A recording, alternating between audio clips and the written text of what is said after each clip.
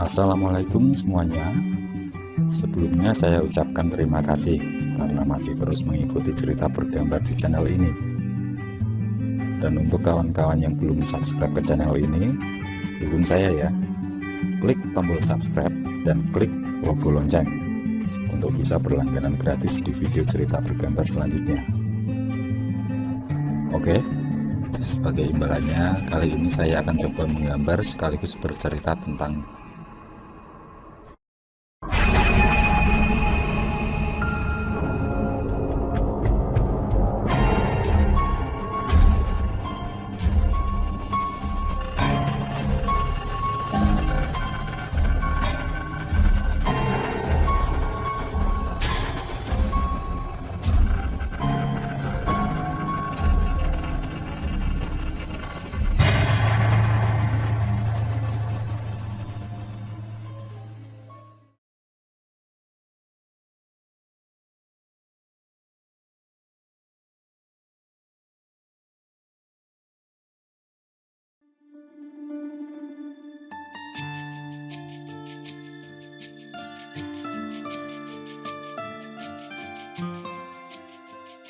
Dengan ojek, Kristanto melihat sepanjang perjalanan menuju rumah. Nampak jelas ada banyak perubahan di kampungnya. Pinggiran jalan yang dulu masih berupa semak belukar, terlihat sudah dipenuhi bangunan. Bukan hanya sebagai ruko atau tempat usaha, tapi ada pula yang didirikan hunian. Sementara beberapa lahan yang kosong, sudah tertulis kalau dijual kaplingan. Ini adalah hari di mana dia pulang kampung. Setelah 9 tahun berada di perantauan, tepatnya setelah 1000 hari kematian ibundanya. Karena dia anak tunggal dan menjadi yatim piatu, di usia yang ke-16 tahun di kala itu, dia putuskan tidak melanjutkan bersekolah. Dia cukup mendapatkan ijazah SMP, lalu bertekad merantau keluar Jawa ikut Pak D-nya. Sementara rumah dan sedikit ladang dititipkan pada paman. Sengaja dia ikut merantau karena kondisi ekonomi yang di bawah cukup. Takdir menulis kalau dia dilahirkan dari keluarga miskin. Sehingga dengan tekad merubah nasib, dia pun tinggalkan kampung halaman dan teman-teman dekat. Perempatan depan, belok kiri bang, ucapnya menunjuk arah jalan. Begitu sampai di depan rumah paman, lelaki yang biasa dipanggil Kres itu langsung membayar tukang ojek. Tampak keadaan rumah cukup ramai. Ada beberapa kerabat dari bule, juga tetangga dekat berbincang di teras. Melihat kedatangannya, mereka hanya memandang penuh tanda tanya. Sepertinya sudah tidak ada lagi yang mengenal. Maklum, 9 tahun bukanlah waktu yang sebentar. Kalau dulu ia masih remaja atau dianggap bocah, tapi sekarang sudah berkumis bahkan ada brewok tipis. Sehingga pantas saja jika mereka panggil dengan penampilannya. Setelah mengucap salam, Kris membaur dengan mereka duduk di teras. Dianya diam saja membiarkan orang-orang mengingat-ingat. Setelah beberapa saat, barulah dia memberitahu. "Kulon iki larene Pak Bagas," ucap Kris yang membuat suasana menjadi riuh. "Loh, kowe Kris?" Dengan terheran, salah seorang ibu menimpali. Silih berganti mereka pun menanyakan tentang keadaannya, juga tentang Pak D dan warga lain yang merantau di daerah perantauan. Dan setelah beberapa saat, barulah dia tahu kalau kedatangan mereka adalah untuk menjenguk Didik, anak bungsu paman yang seumuran dengannya. Didik sendiri sampai saat ini belum menikah sama seperti dia. Meski sudah cukup umur, Kris masih senang dengan kesendirian. Baginya, lebih enak membujang karena tidak terikat. Mau kemanapun, ingin melakukan apapun, tidak ada yang melarang. Mungkin itu pula yang dirasakan Didik. Menurut paman, Didik baru saja pulang dari rumah sakit setelah 2 hari dirawat. Bukan karena kecelakaan atau sakit, melainkan karena luka akibat perkelahian. Kejadian yang membuat lengan Didik kena sabetan golok terjadi saat permainan sepak bola antar desa, yang mana desa sebelah tidak terima akibat kekalahan. Menurut para supporter, gol satu-satunya yang berasal dari tendangan penalti tidaklah adil. Wasit lebih berpihak pada tim desa Didik. Hingga di akhir permainan terjadilah keributan. Wasit yang hendak dihakimi mendapat pembelaan dari tim desa Didik. Di saat itulah tawuran tidak terelakkan. Hingga di kedua belah pihak jatuh korban luka. Didik adalah satu-satunya. Makan dulu, Kres. Nanti dilanjut ceritanya. Bule menghentikan keseruan kisah paman. Sedangkan Didik masih lemah di ranjang dengan wajah masih lebam.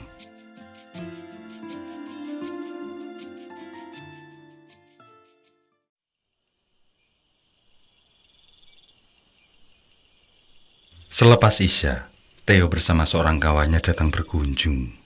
Dia merupakan salah satu kawan akrab Kres semasa di kampung dulu.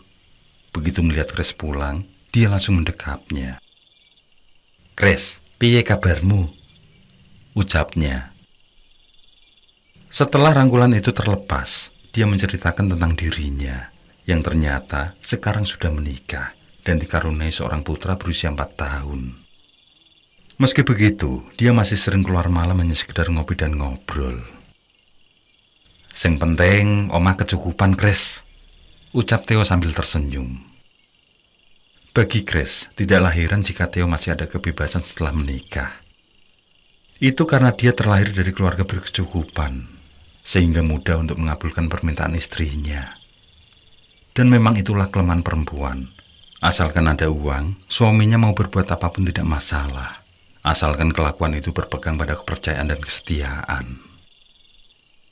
"Yen Didik mari, Ramso kudu melu ngrasake lara," Theo berucap penuh dengan kebencian. Setelah Kres mengingat-ingat, barulah dia tahu siapa yang dimaksud Theo. Dan tidak salah dugaannya, Ramso yang dikenal dengan sebutan Jabrik adalah warga desa sebelah. Yang memang sejak dulu sudah tertanam permusuhan di antara mereka. Selain sombong dan sok jago, Ramso selalu melakukan pemalakan. Dan permusuhan terjadi ketika adik Theo menjadi korban palak. Kres, Theo, dan Didik mencari waktu yang tepat untuk memberi efek jera padanya. Hingga hal itu pun terjadi. Di saat pulang mengaji dari musola, mereka mendapati Ramso melakukan aksi malak. Dan kebetulan di malam itu, dia hanya bersama seorang kawannya. Tanpa banyak bicara, mereka bertiga langsung menghajarnya. Disitulah awal mula terjadinya kebencian.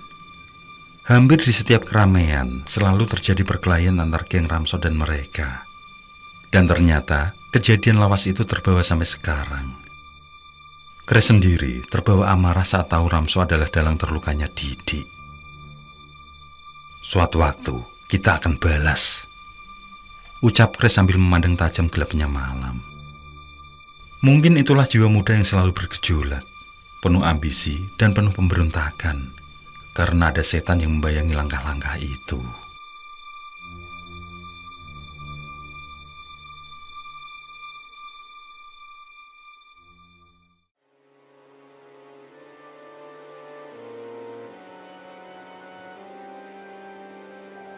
Ternyata Ramso tidaklah seperti dulu, tapi lebih parah lagi kelakuannya.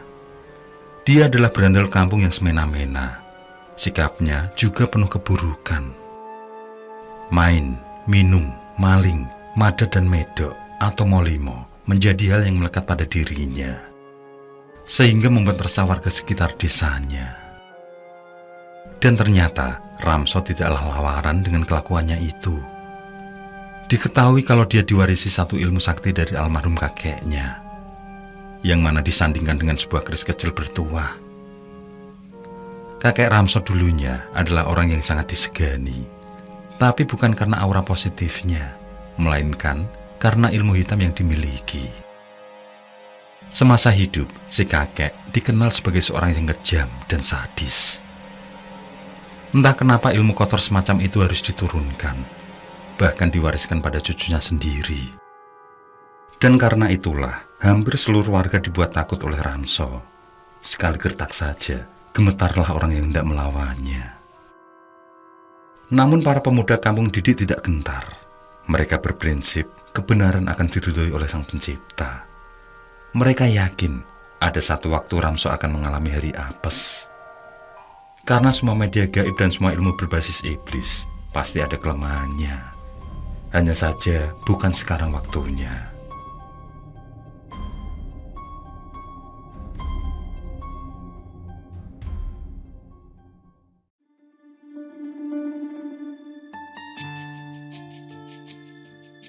Sudah siap semuanya, Grace? Tanya Theo mengagetkan. Malam ini digelar acara orkes di lapangan desa, yang merupakan acara atas kekompakan para pemuda. Tentu saja setelah terjadi bentrok seminggu yang lalu, para pemuda bersiap menghadapi kemungkinan buruk yang ada. Mereka semua mempersiapkan segala senjata jika sampai terjadi tawuran. Meskipun dari pihak keamanan sudah mengawal acara, tapi biasanya perkelahian terjadi di tengah keramaian, yang di sana pihak keamanan sudah lepas kontrol. Biasanya setelah ada korban terluka, barulah pihak berwajib datang mengamankan. Dari pengalaman itulah yang membuat para pemuda menyiapkan diri. Sedangkan Grace, yang sudah banyak berpengalaman di perantauan dalam hal apapun, membuat skenario tersendiri untuk Ramso. Bersama Theo dan para pemuda lain, dia mengatur siasat untuk membuat Ramso bertekuk lutut. Kita atur serapi mungkin, Grace, agar tidak meninggalkan jejak, ucap Theo kemudian. Setelah apa yang mereka rencanakan kemarin, Grace berharap akan membuat Ramso jera di malam ini. Mereka pun melangkah menuju lapangan desa untuk bergabung bersama pemuda lain. Sesampai di lokasi keramaian, sesuai rencana, semua pemuda menyebar membentuk di setiap titik. Yang mana bila nanti Ramso datang, maka beberapa dari mereka akan memancing keluar dari keramaian. Ketika sampai di salah satu tempat yang sudah disiapkan, barulah semua akan bersatu mengepung Ramso. Dan di sanalah nantinya akan ada perkelahian. Mereka susun rencana dengan matang. Setelah sekitar 4 lagu dangdut didendangkan, Ramso bersama gengnya muncul. Tampak dari raut muka mereka kalau kesemuanya dalam pengaruh minuman keras. Dengan sikap sok jagoan, Ramso langsung menuju satu tempat untuk dijadikan lahan berjoget. Terdengar pula teriakan-teriakan kotor dari mulutnya, yang tentu menjadi perhatian bagi setiap pengunjung. Termasuk para petugas yang berada di dekatnya. Tapi semua tidak heran dengan hal tersebut, seolah tak terbiasa menyaksikan sikap urakan itu. Begitu mereka berjoget mengiringi lagu Melayu, beberapa pemuda yang sudah ditunjuk oleh Theo mendekat dan juga bergoyang di samping geng Ramso. Seolah tidak rela karena berjoget di lahannya, Ramso dan kawannya mulai mepet agar pemuda lain mundur atau segera berpindah tempat. Saling senggol, saling adu punggung, bahkan saling sikut mulai terjadi. Ketegangan demi ketegangan itu membuat pihak keamanan mengawasi dua kubu itu dengan ketat. Dan terjadilah bentrok seperti yang direncanakan. Namun itu hanya terjadi sebentar saja, karena dengan sigap langsung ditengahi oleh pihak keamanan. Terlihat Ramso sangat marah. Dia menatap tajam pada pemuda yang telah berani mengganggu kawannya. Sejenak kemudian, suasana kembali tenang. Apa tidak sebaiknya kita habisi saat bubaran saja, Grace? Tanya Theo saat melihat cukup banyak aparat yang mengamankan. Setelah kembali berdiskusi, akhirnya itulah yang akan dilakukan. Mereka bersepakat meladeni Ramso CS saat pulang nanti, di mana pihak keamanan sudah tidak bertugas di lokasi. Namun rencana tersebut tetap dilakukan di luar arena panggung. Saat yang ditunggu pun tiba. Begitu rombongan Ramso menuju tempat parkir motor mereka, semua pemuda langsung menghujani batu, yang membuat Ramso dan kawan-kawannya terkejut dan tidak bisa menghindar dari serangan. Ketika persediaan batu menipis, serangan dilanjutkan dengan kayu untuk mengajar mereka. Grace sendiri menuju Ramso yang masih tegak berdiri. Dan anehnya, Ramso mampu meladeni setiap pukulan yang datang. Meski ada darah yang keluar akibat lemparan batu, namun setiap pukulan kayu tidaklah mampu melukainya. Justru kekuatan yang dimiliki kian bertambah. Sambil berteriak keras, dia menghampiri musuh di sekitarnya. Tanpa gentar, Grace maju untuk melakukan duel dengannya. Tapi hal itu terhenti ketika terdengar suara tembakan. yang ternyata aparat datang untuk melerai perkelahian. "Tunggu pembalasanku," ucap Ramso dengan nada penuh dendam. Sekejap kemudian, dia pun melaju dengan motornya, meninggalkan beberapa kawannya yang tidak berdaya bersimbah darah.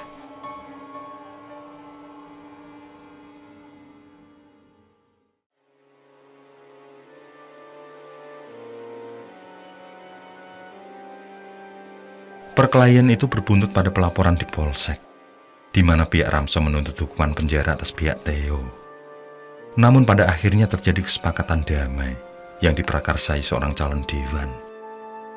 Pihak Theo pun diharuskan membayar denda, yang dengan saling bahu-membahu terkumpullah uang sebagai penebus.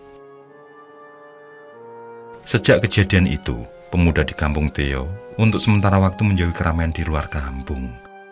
Itu dilakukan atas saran dari orang tua masing-masing. Mereka takut jika terjadi hal yang tidak diinginkan. Apalagi musuh yang dihadapi adalah Ramso. Chris sendiri belum pernah bertemu Ramso sejak kejadian itu. Menurut warga di sekitar warung kopi, sudah beberapa kali Ramso datang bersama kawannya mencari Chris. Namun secara kebetulan tidak pernah bertemu. Tapi keterangan itu membuat Chris semakin waspada.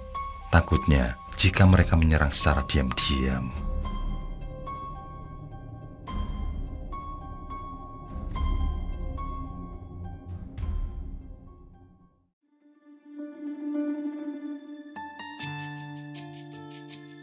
Sedari pagi, Chris yang dibantu Theo dan Didik membersihkan rumah. Chris yang berencana tinggal di kampung bermaksud menjual sebagian lahan karet untuk usaha di sini. Sedangkan yang sebagian disadap anak Pak D-nya di sana. Untuk hasil, dia terserah Pak D-nya saja. Yang penting ada kiriman uang tiap kali bangkit. "Kamu di sini rupanya," Mbah Dongkol, petengan mengagetkan mereka yang asik bercanda. Chris segera menyuruh beliau masuk.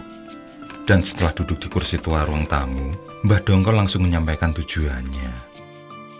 Dengan serius, beliau memperingatkan Chris bahwa ada ancaman yang dilontarkan Ramso. Untuk meyakinkan ucapannya, beliau bercerita bahwa siang tadi mendengar ancaman itu dari mulut Ramso sendiri. Tepatnya ketika beliau pulang dari ladang. Begitu hampir sampai di jalanan kampung, tanpa sengaja Mbah Dongkol melihat Ramso berbincang dengan Arman. Padahal Arman adalah pemuda kampung sini, yang juga ikut sebagai anggota Karang Taruna. Dalam perbincangan tersebut, Ramso menyiapkan strategi untuk melumpuhkan Chris. Bahkan dalam ucapannya, dia akan membunuh Chris. Mbah Dongkol membeberkan tentang rencana Ramso yang melibatkan Arman. Ramso menyuruh Arman untuk mengajak Chris keluar. Ramso sendiri menunggu di suatu tempat untuk menyerang, sehingga tidak ternampak bahwa Arman adalah musuh dalam selimut. "Nanti, jangan sampai kamu ikut ajakan Arman," Mbah Dongkol tampak khawatir. Mendengar penuturan Mbah Dongkol, membuat Theo mengajak untuk menjebak balik Ramso. Namun ide itu dilarang oleh Mbah Dongkol. Beliau memperingatkan bahwa Ramso bukanlah tandingan mereka. Mendengar ucapan tersebut, tentu membuat Chris berontak. Karena baginya, Ramso sama saja dengan yang lain. Sama-sama manusia yang makan nasi. Chris tidak gentar. Meskipun warga mengatakan bahwa Ramso mewarisi kesaktian kakeknya.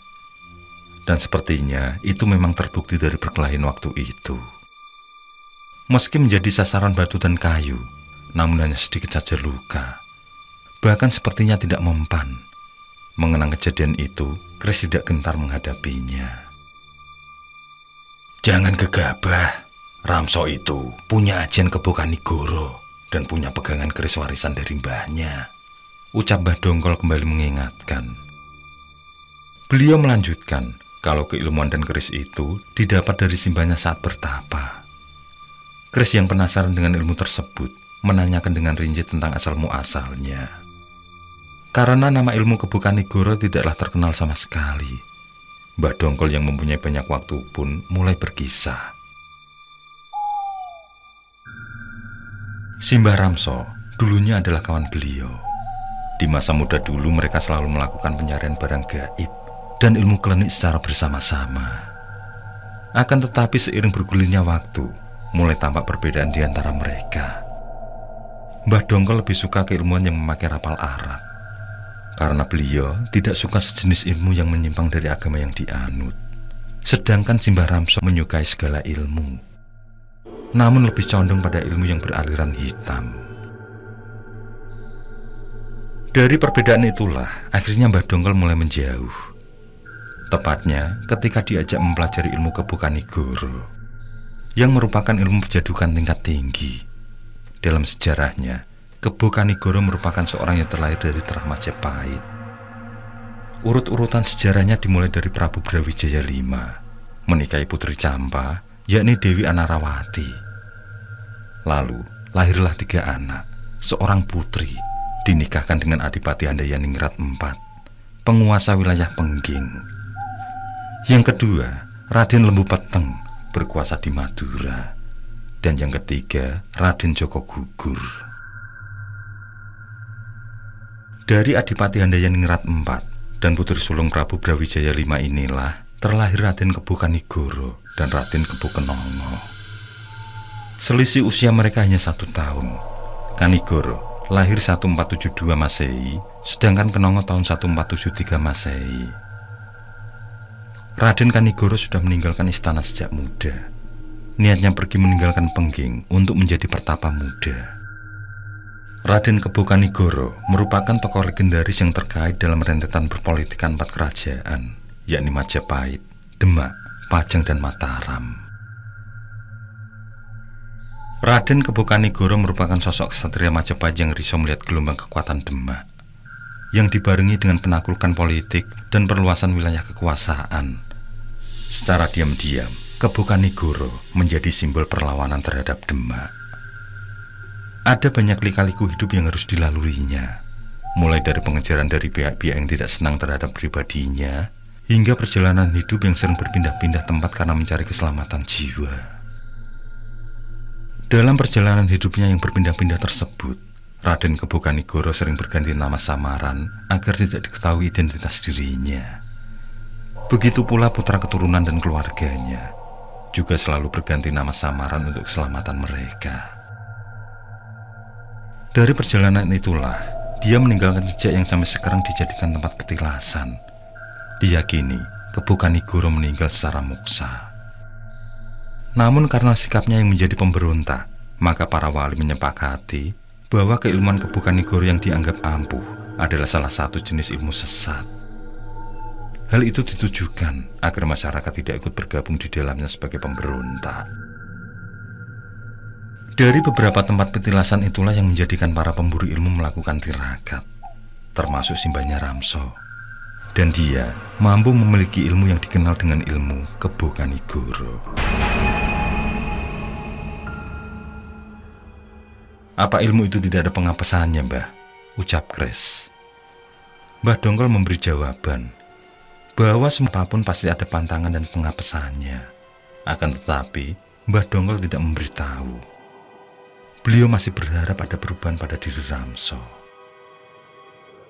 Jika memang Ramso kelewat batas, nanti akan aku beritahukan pengapesannya, ucap Mbah Dongkol mengakhiri obrolan. Sebelum berpamitan, beliau kembali mengingatkan agar mereka mengikuti ucapannya, sebisa mungkin menghindar dari Ramso.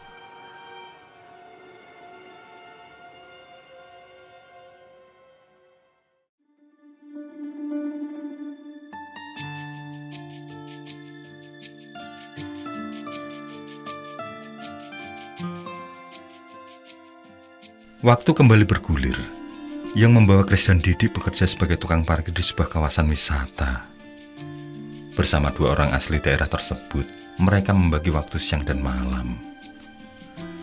Dan selama menekuni pekerjaan itu, Kres, Didi, dan Theo mulai menghilangkan dendam pada Ramso.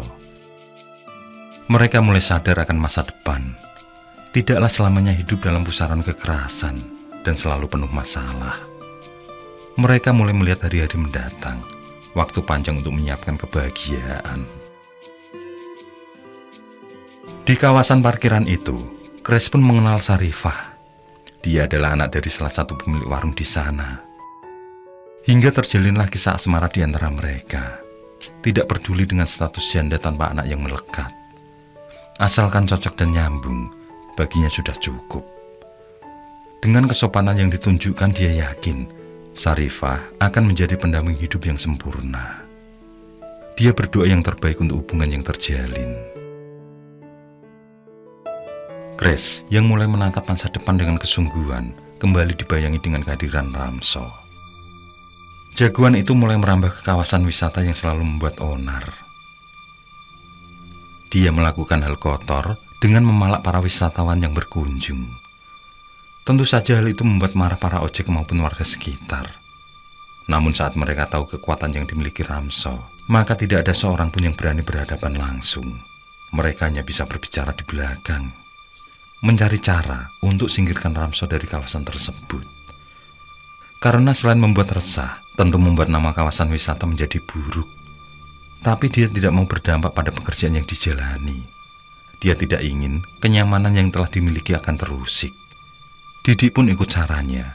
Mereka memilih mengikuti ucapan Mbah Dongkol yang selalu diingat.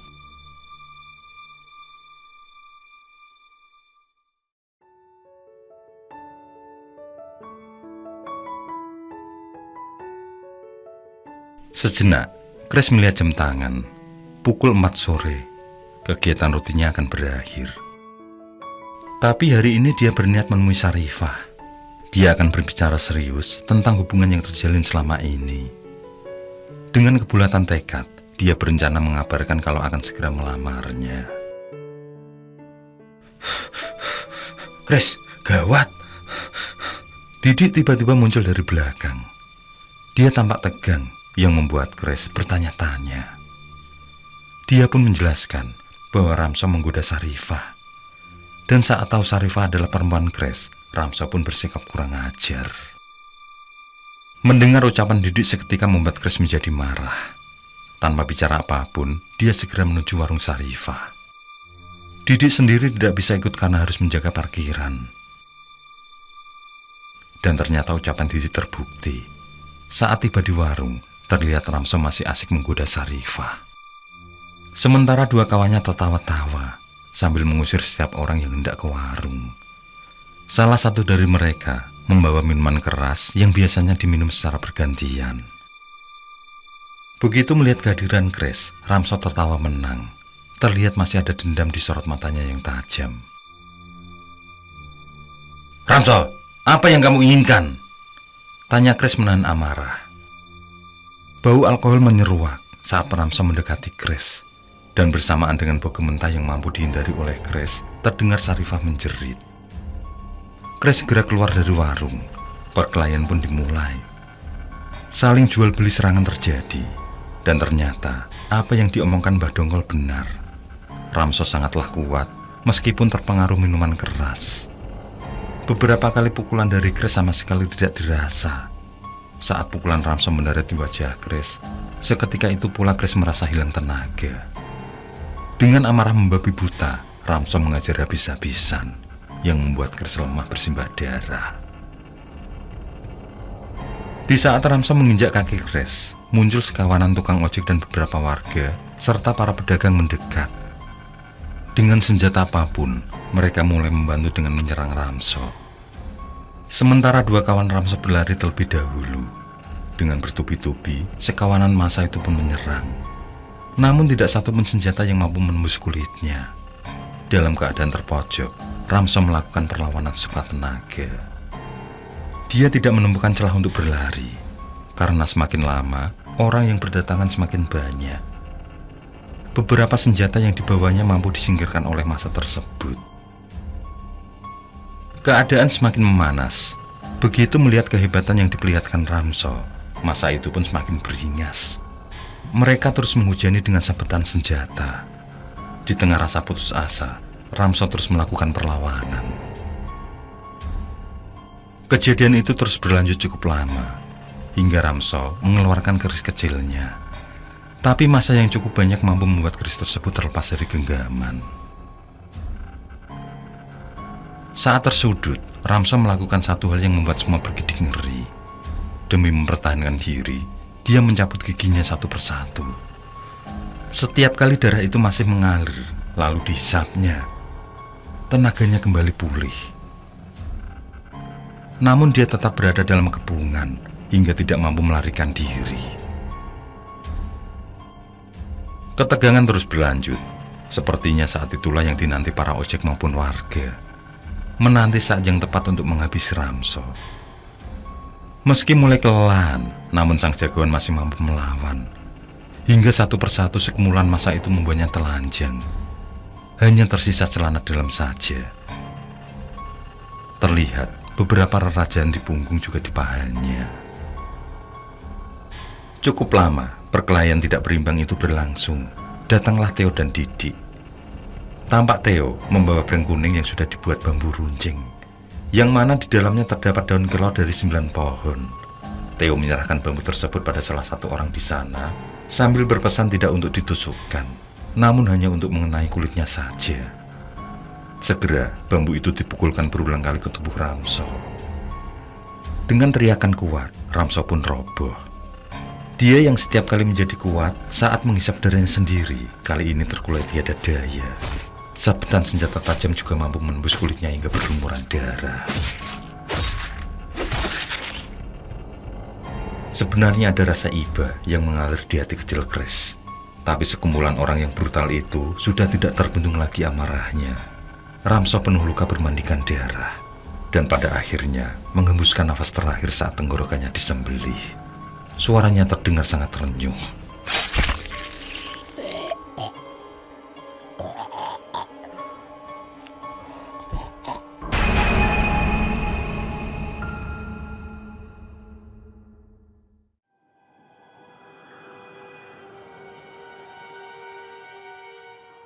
Kejadian yang menewaskan Ramso berbuntut panjang.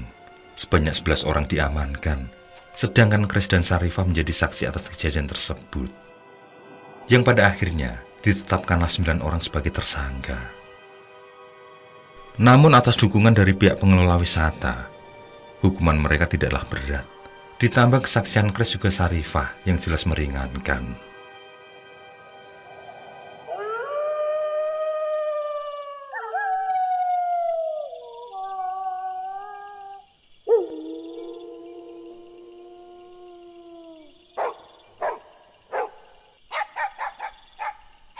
Malam ini sangat mencekam.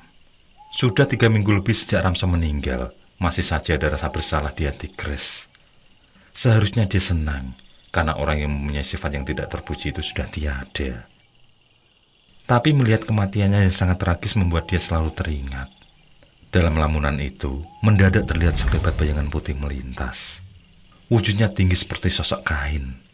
Beberapa menit kemudian, disusul kemunculan Didik dengan wajah tegangnya. "Chris, gawat Chris," ucapnya sambil melangkah cepat. Chris menyuruhnya tenang. Setelah itu dia menceritakan tentang Sarifah yang diserang sosok menakutkan. Menurutnya, saat ini Sarifah sedang mengalami luka bakar di sekitar telapak tangan. Chris langsung beranjak mengajak Didik ke sana. Dia sangat khawatir dengan keadaan calon pendampingnya itu. Sudah mereka rencanakan kalau akan menikah 3 bulan ke depan. Keadaan rumah Sarifah sudah mulai sepi.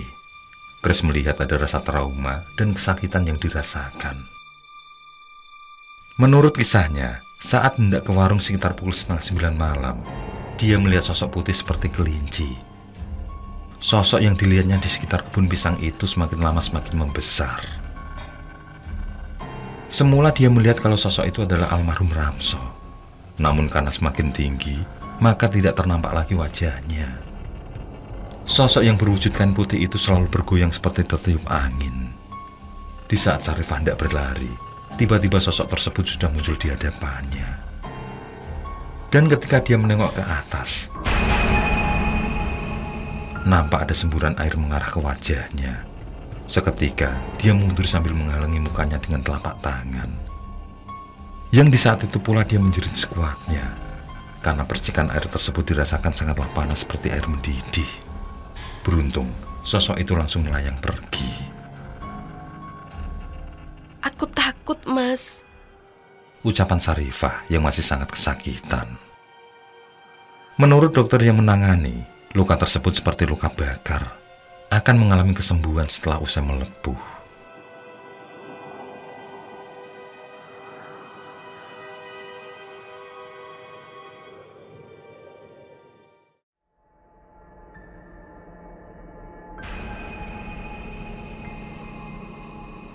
Semenjak apa yang dialami Sarifah, penampakan kain putih itu membuat sekitar lokasi wisata menjadi mencekam. Bahkan ada beberapa tukang ojek yang mengalami hal sama seperti Sarifah. Mereka seperti terkena ludah yang teramat panas.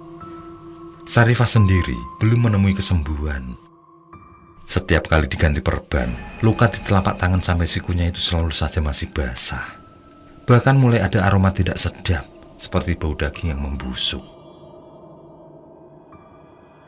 Sudah kuduga, dia pasti akan kembali, ucap Mbah Dongkol saat ditemui Grace. Didi dan Theo hanya terdiam menunggu ucapan selanjutnya. Mbah Dongkol pun menjelaskan bahwa hal itu adalah dampak dari ilmu yang dipelajari Ramso, yang mana akan menjadi sosok hantu wedon yang mengganggu. Ketika menampakkan diri pada manusia, biasanya makhluk ini berwujud seperti kain putih yang melayang-layang. Pada awal kemunculan, ukuran makhluk ini hanya sebesar kelinci. Lama-kelamaan sang wedon akan berubah menjadi tinggi besar, dan wajah dari hantu ini tidak kelihatan. Banyak orang yang menyamakan wujudnya seperti hantu pocong, karena berwujud seperti kain putih. Tetapi hantu jenis ini sering mengganggu manusia dan sangat berbahaya.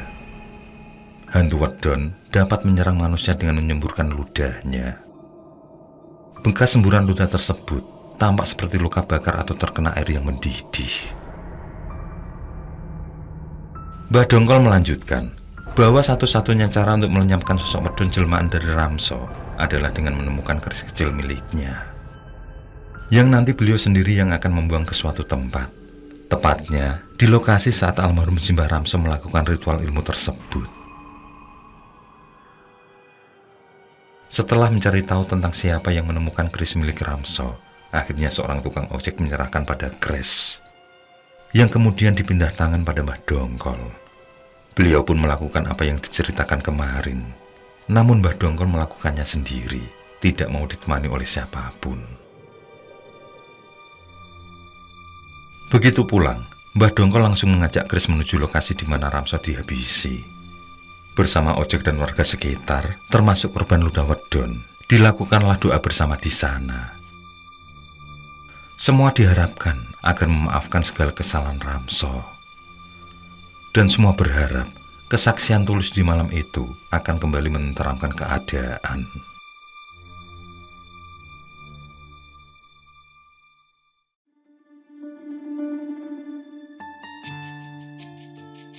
Berakhirlah teror wedon yang mengerikan. Namun sayang, luka Sarifah tidak bisa disembuhkan. Berbeda dengan korban lain yang mampu pulih meski ada bekas luka bakar. Pada akhirnya, tangan kekasih Grace itu diamputasi. Meskipun cacat, namun tidaklah mengurangi rasa cinta Grace padanya. Jujurlah Mas, apakah nafasku ini masih bisa mengisi jantungmu?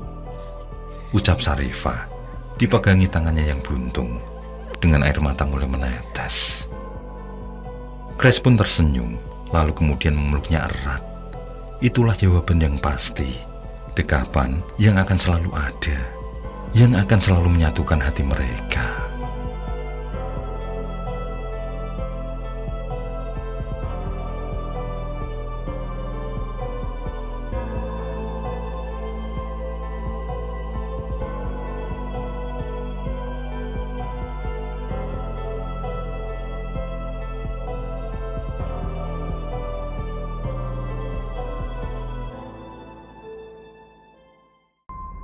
Oke, saya kira cukup cerita kali ini. Untuk cerita-cerita lainnya, silahkan buka di bagian video dalam channel ini, di playlist cerita bergambar. Sekali lagi terima kasih ya. Jangan lupa like, komen, share juga boleh. Dan untuk yang belum subscribe, langsung klik tombol subscribe. Semangat berkarya. Akhirul kalam. Wassalamualaikum warahmatullahi wabarakatuh.